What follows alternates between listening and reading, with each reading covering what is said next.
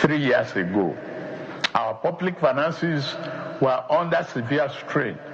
Investment was discouraged, and economic uncertainty threatened our future. We chose to act, embracing reforms to advance Nigerians' economic freedom. Since 2023, our reforms have restored stability and credibility to economic management.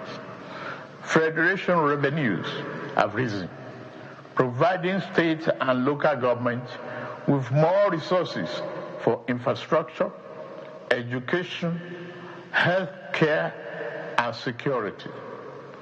Fiscal transparency has improved. Leakage has been reduced, and public funds are better directed to national priorities. Investors' confidence has returned, with investment in agriculture, energy, manufacturing, technology, mining, transportation, and the creative industries growing. Domestic refinery capacity has increased, strengthening energy security and reducing our reliance on imported petroleum products.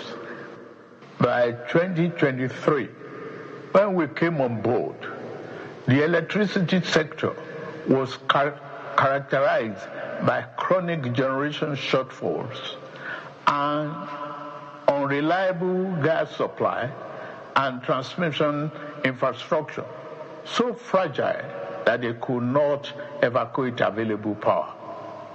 Distribution companies were burdened by massive losses and a metering deficit of over 4 million.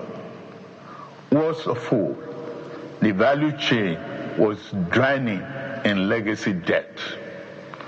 The result was a sector that generated less than 13,500 megawatts installed capacity, a sector that transmitted less than it generated, distributed less than it transmitted, and collected revenue far below what it needed to sustain itself. To address the problem besetting the sector, I signed the Electricity Act, which grants state authority to generate, transmit, and distribute power. The Presidential Power Sector Task Force is working hard to reduce the metering deficit. It has also been authorized to raise 4 trillion bond to settle verified legacy debts. Rural Electrification Agency, supported by the World Bank and the African Development Bank, has deployed off-grid and mini-grid power to underserved communities, universities, markets, and hospitals.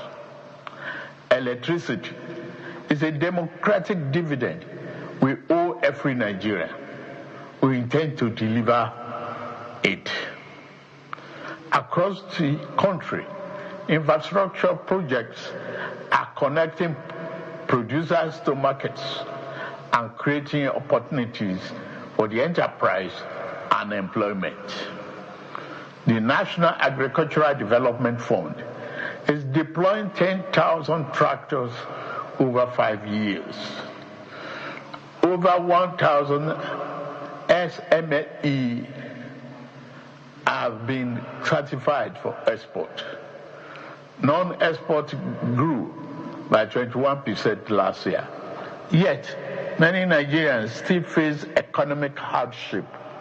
We remain focused on reducing inflation, expanding food production, creating jobs, improving living standards, rebuilding confidence in our economy, and creating conditions for sustainable prosperity.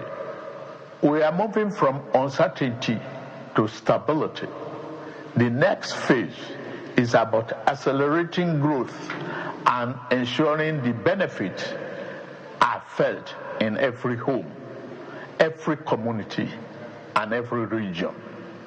We believe that democracy must be felt in the pocket, recognizing that democracy is undermined when people do not feel its impact.